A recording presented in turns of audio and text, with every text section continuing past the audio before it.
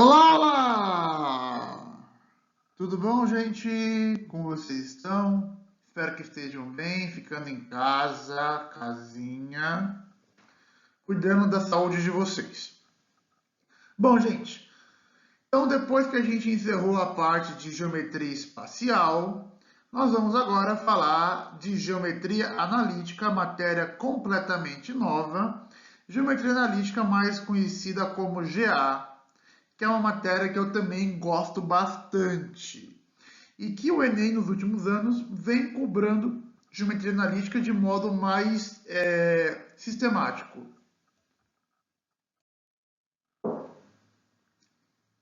Até mais ou menos o Enem de 2014, 15, tinha questões de geometria analítica, mas não tanto como está tendo nos últimos anos, 2017, 18, 19, de modo mais específico. Ok? Então vamos embora que esse trimestre vai ser inteirinho sobre GA. Bom, gente, eu vou fazer para vocês uma pequena introdução, depois nós vamos falar de coordenadas no plano, tá? Essa primeira videoaula vai ser bem simples só, que vai ser só uma introdução ao conteúdo, beleza?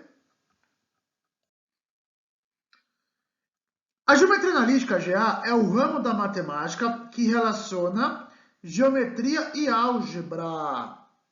De modo mais específico, ela busca resolver os problemas de geometria utilizando álgebra. Professor do céu, então agora nós vamos juntar geometria e álgebra? Sim! Pelo amor de Deus, professor! Quer dizer que isso é complicado? Não! Acontece o seguinte, pessoal, geometria analítica é uma matéria linda. Aí vocês vão falar assim, defina lindo. Vocês, quer dizer, além de vocês, a geometria analítica também é linda. É linda, pessoal, que ela consegue relacionar essas duas grandes áreas da matemática, tá? E o fato de você juntar álgebra e geometria não quer dizer que os problemas necessariamente serão mais difíceis. Pelo contrário, a álgebra ela vem justamente para facilitar a resolução de um problema de geometria. Porque resolver problemas de geometria usando princípios básicos somente da geometria pode ser extremamente chato e trabalhoso. E a álgebra ela vem como um facilitador para resolver tais problemas, tá? Então, geometria analítica, ela faz a interface, ela é a junção, entre aspas, tá? É a fusão entre geometria e álgebra, tudo bem? A geometria como ciência dedutiva foi criada pelos gregos, mas apesar do seu brilhantismo, faltava operacionalidade à geometria grega. E isto só iria ser conseguido mediante a álgebra como princípio unificador. Os gregos, porém, não eram muito bons em álgebra. Mais do que isso, somente no século XVII a álgebra estaria razoavelmente aparelhada para uma fusão criativa com a geometria. Bom, deixa eu explicar para vocês essa frase, tá? Bom, gente, a geometria ela foi inventada, descoberta há milênios de anos atrás, antes de Cristo, tá bom? Muito antes da geometria analítica, bota antes disso. E ela teve o seu grande desenvolvimento, né, o seu grande berço na Grécia. Né? De modo mais específico, né, nós temos um grande matemático grego chamado Euclides de Alexandria, que é considerado assim o pai da geometria. Acontece, pessoal, que a matemática ela foi evoluindo ao longo dos tempos e os problemas acabaram se tornando mais complexos. E usar somente a geometria acabava limitando, digamos assim, o aprofundamento de problemas mais complexos, tá? Acontece, pessoal, que a álgebra ela também demorou um pouco para ela ser desenvolvida, tá? Ela teve o seu grande berço mais com os árabes, tá? Mas até ela chegar na Europa, assim, e nos demais lugares do mundo, demorou um certo tempo. Então, somente no século XVII, a álgebra estava mais solidificada, ela estava mais fortificada para fazer uma fusão com a geometria. Tá bom? Então veja quanto tempo demorou, né? Se a gente pegar aí antes da... Se a gente considerar só a época depois de Cristo, né, século XVII, Nós estamos falando de, no mínimo, 1.700 anos, né? Então, isso mostra, de fato, como a álgebra ela demorou para ela ser desenvolvida, beleza? Ocorre, porém, o fato de haver condições para uma descoberta que não exclui o toque de genialidade de alguém. E no caso da geometria analítica, fruto dessa fusão, o mérito não foi só de uma pessoa. Dois franceses, Fermat, Pierre de Fermat e René Descartes. Então, pessoal, o Pierre de Fermat e o René Descartes, eles foram, digamos assim, os grandes pioneiros da geometria analítica, tá? Especialmente o René Descartes, que graças a ele nós temos o nome plano cartesiano, né? Deve-se a homenagem a ele, que também era filósofo. Mas, gente, o mérito dele não foi, o mérito da geometria analítica, né? Não foi apenas do Fermat e do Descartes. Evidentemente que foram méritos de vários grandes matemáticos. Só que nós temos como de destaque esses dois, o Fermat e o René Descartes. Tudo bem? Ok, gente? Então veja que eles viveram, eles eram contemporâneos, né? 1601 nasceu Fermat, 1596 nasceu o Descartes, então diferença de 5 anos apenas. E o Fermat morreu em 65 e o Descartes em 50, tá? Então, de fato, é no século 17 onde esses matemáticos aí, brilhantes matemáticos, diga-se de passagem, desenvolveram, assim, né, junto com os outros, a álgebra de uma maneira mais sólida, a tal ponto de poder fazer uma fusão com a geometria euclidiana normal, entre aspas. Bom, agora vamos parar de papo e vamos começar a fazer, então, as coisas da geometria analítica, tá? Bom, gente, a geometria analítica, a gente vai dividir o conteúdo em algumas partes, tá? Primeiro, nós vamos falar de coordenadas do plano e tudo que se refere a ela, de pontos. Depois nós vamos falar de retas e, por fim, circunferências, ok? Então vamos com calma. Bom, conforme eu falei no slide anterior, René Descartes, lembra-se o plano cartesiano. Então, nessa primeira videoaula, eu vou relembrar algumas coisinhas do plano cartesiano que a gente já viu no primeiro ano, quando a gente viu função, tá? Um sistema de eixos ortogonais no plano alfa é um par de eixos OX e OY com unidade de medida de igual comprimento que se intersectam perpendicularmente na origem como no ponto O. Por convenção, o eixo OX é chamado eixo horizontal, eixo das abscissas, e o eixo Y é o eixo vertical, eixo das ordenadas. Então, deixa eu fazer aqui para vocês a figura. Então, tá aqui, né, pessoal, o nosso tradicional plano cartesiano. Eles são dois sistemas de eixos, OX e OY, que, nossa, faz de conta que está reto aí o eixo Y, tá? Que se intersectam no ponto O, tá? Que é inclusive chamado de origem do sistema de coordenadas cartesianos. O eixo OX é o eixo horizontal, ou seja, é o eixo deitado, e o eixo OY é o eixo vertical, ok? O eixo do X e o eixo do Y, eles têm nomes de abscissa e ordenada, respectivamente. Então, eixo do X, abscissa, e eixo do Y, ordenada, tá? Aqui, pessoal, tem uma palavrinha que é importante. Se intersectam perpendicularmente, tá? Então, esse sistema de eixos aqui são o sistema de eixos mais convencionais o mais convencional que existe, né? Que é o eixo cartesiano, o eixo ortogonal, tá? Ortogonal vem aí da ortogonalidade, que quer dizer eixos que se intersectam de modo perpendicular, que quer dizer 90 graus, tá? Por que eu estou comentando isso? Porque eixos ortogonais. Professor, existem outros eixos que não são ortogonais? Existem, tá? Eu posso criar um sistema de eixos, OX e OY, onde eles não se intersectam ortogonalmente, tá? Então aqui forma um ângulo θ, que é diferente de 90 graus. Nossa, professor, tem como isso? Tem. É claro que isso a gente não vê no ensino médio, tá? Isso é só uma coisa para ensino superior, para quem for fazer faculdade de matemática ou algo do gênero. Tudo bem? Então a gente vai se limitar aqui ao sistema de eixos ortogonais, que é o eixo convencional que nós conhecemos desde o primeiro ano ou até antes, para quem já viu isso no ensino fundamental.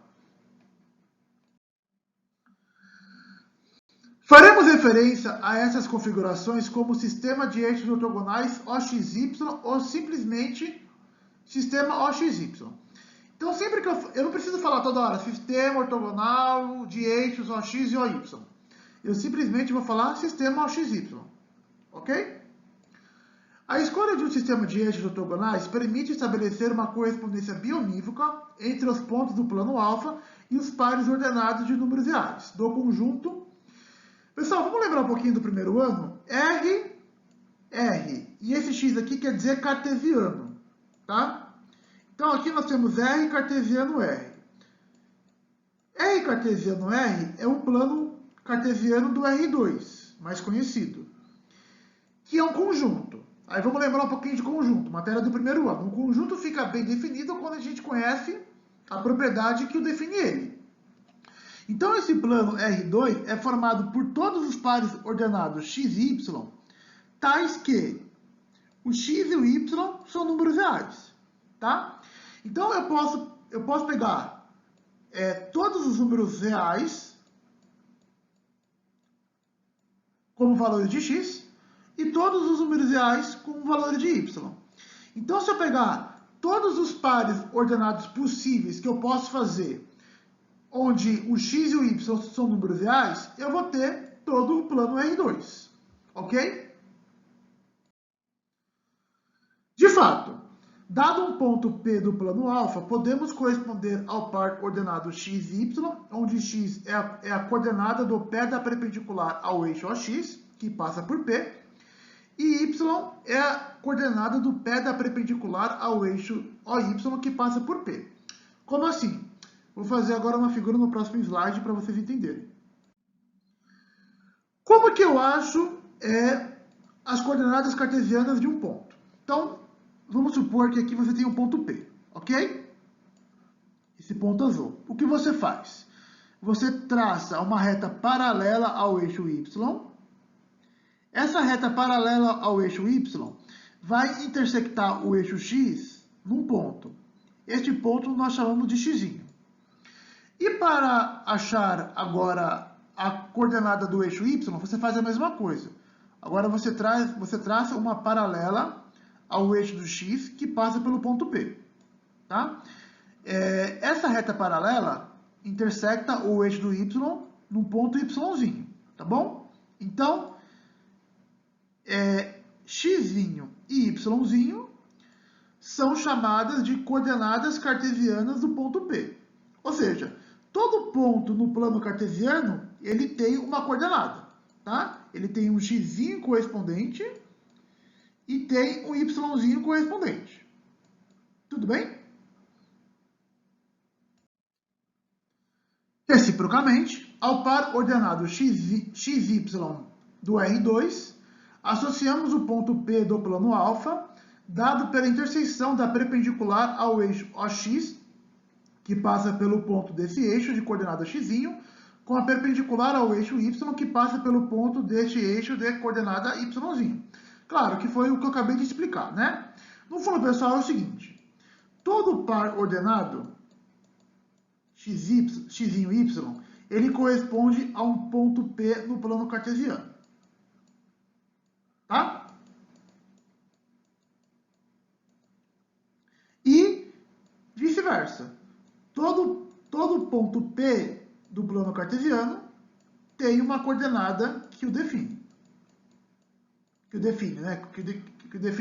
O que eu quero dizer aqui, evidentemente, é que o define assim, que ele tem um x e tem um y correspondente. Ok? Vamos lá, gente. Coisas importantes aqui que nós temos também no plano cartesiano. Considere P o ponto x1, y1 e o ponto Q, x2, y2, pertencentes ao R2. Temos que o ponto P coincide com o ponto Q se e somente se x1 é igual a x2 e y1 igual a y2. Ou seja, pessoal, dois pontos são coincidentes. Em geometria a gente não fala a palavra igual, tá? A gente fala a gente usa a palavra coincidente, tá? E o símbolo de coincidência é esses 3 tracinhos. Então, dois pontos P e Q são coincidentes, ou seja, eles são os mesmos pontos, se eles tiverem exatamente as mesmas coordenadas. Se o x1 for igual ao x2 e o y1 for igual ao y2 também. Então, por exemplo, o ponto P de coordenadas 2 e menos 3 só é igual a outro ponto Q se o ponto Q tiver coordenadas 2 e menos 3. Ah, professor, e se o ponto Q tiver coordenadas menos 3 e 2 é igual? Não, certo? O ponto 2 e menos 3 não é igual ao ponto menos 3 e 2, tá? Só há igualdade se eles tiverem a mesma primeira coordenada e a mesma segunda coordenada. Professor, e se for 2 e 3? Também não é igual. A primeira coordenada é igual, mas a segunda não é. 3 não é igual a menos 3. Então, dois pontos são iguais se e somente se eles tiverem exatamente as mesmas coordenadas, gente. O mesmo x e o mesmo y. Tudo bem? Os eixos OX e OY dividem o plano em 4 regiões, chamadas de quadrantes, caracterizados pelos sinais das coordenadas de seus pontos. Então, pessoal, no primeiro quadrante, nós temos todos os pontos que têm o x e o y ambos positivos. Então, x é maior ou igual a 0 e y é maior ou igual a 0. No segundo quadrante, nós temos o x menor ou igual a 0, ou seja, negativo, e o y maior ou igual a 0, positivo. No terceiro quadrante, nós temos o x negativo e o y também negativo, menor ou igual a 0. E no quarto quadrante, nós temos o x voltando a ser positivo, maior ou igual a 0, e y continuando sendo negativo, menor ou igual a 0. Tá? Então, no primeiro quadrante, x e y positivos. No segundo, x negativo e y positivo. No terceiro, x e y negativos. E no quarto quadrante, x positivo e y negativo. Vamos ver no próximo slide para isso ficar mais visível para vocês. Então tá aqui, né, o plano cartesiano, fica dividido em 4 quadrantes. Lembra ano passado na matéria de trigonometria, né, do ciclo trigonométrico, que também ficava dividido em 4 quadrantes, respeitando esse sentido anti-horário, né? Primeiro, segundo, terceiro e quarto quadrante. Então, qualquer ponto que eu pegue no primeiro quadrante, ele tem o x positivo e o y também positivo, né? Porque aqui o valor do x vem à direita do zero e o y aqui está acima do zero, ok? No segundo quadrante, qualquer ponto que está no segundo quadrante vai ter agora o x negativo, porque agora ele vai estar à esquerda do zero, só que o y continua positivo, né? Porque ele continua vindo na parte de cima do zero.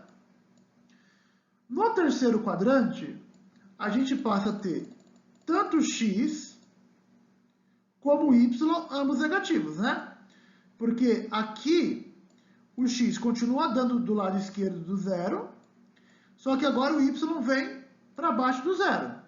Então ele vem sendo negativo, ok?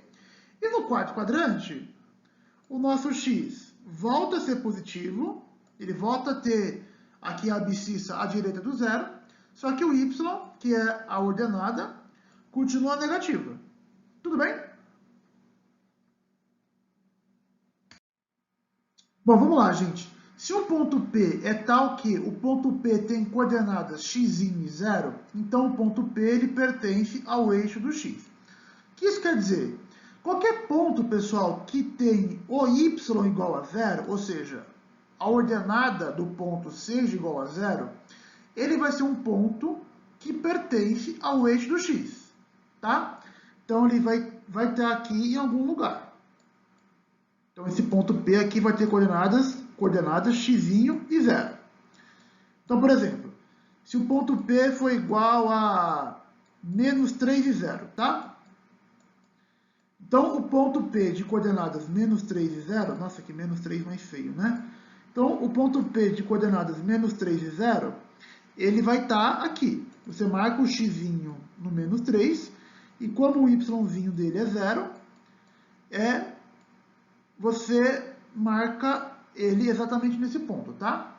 Ok? Porque se o y é 0, o ponto está no eixo do x, ok? E vice-versa, tá?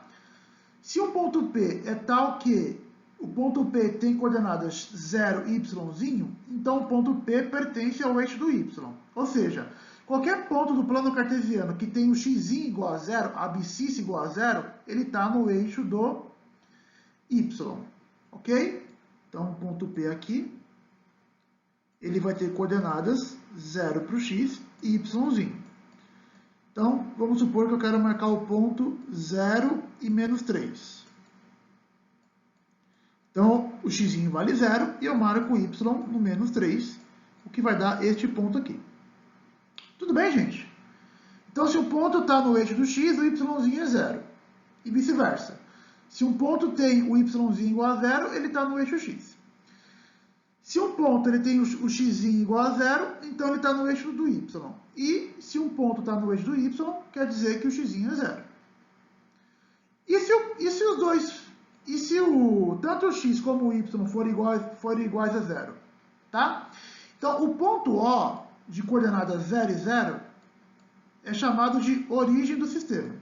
Ok? Então, se for o ponto 0 e 0, é este ponto aqui, que é chamado de origem do sistema de eixos. Beleza, gente?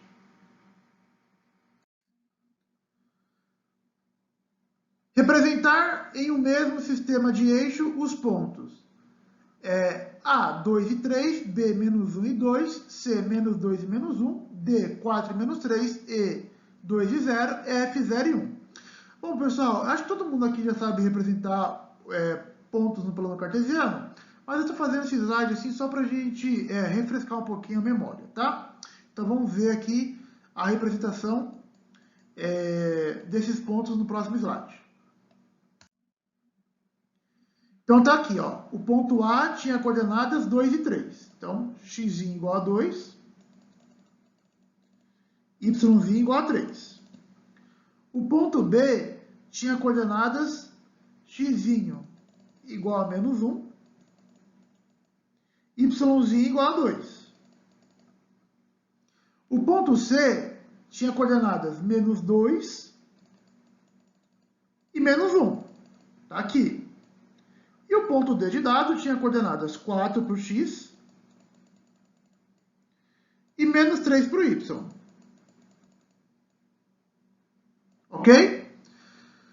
Então, nós temos o ponto A no primeiro quadrante, né? X e y positivos. O ponto B no segundo quadrante, x negativo e y positivo. O C no terceiro quadrante, x negativo e y negativo. E no quarto quadrante, o ponto D, x positivo e y negativo. Agora, o ponto E e o ponto F, eles estão um sobre o eixo do x e o outro sobre o eixo do y, né? O ponto E tinha coordenadas 2 e 0. Então, se um ponto ele tem o y igual a 0, quer dizer então que ele pertence ao eixo do x. Então, você marca aqui o ponto x no ponto 2. Então, fica 2 e 0. E um ponto F tinha coordenadas 0 e 1. E um ponto, ele está no eixo do y quando o x dele é 0, certo? Então, você marca a abscissa igual a 0 e o y igual a 1, ok? Pessoal, só para fechar essa parte aí, uma coisa que também pode ajudar vocês é pensar o seguinte: se o y é 0, não tem altura, então ele não vai nem para cima e nem para baixo, então ele está sobre o eixo do x. Se o x é 0, ele não vai nem para a esquerda e nem para a direita, então ele está sobre o eixo do y. Ok? Então é isso, pessoal. Essa foi a primeira videoaula. Beijo, fiquem com Deus e se cuidem.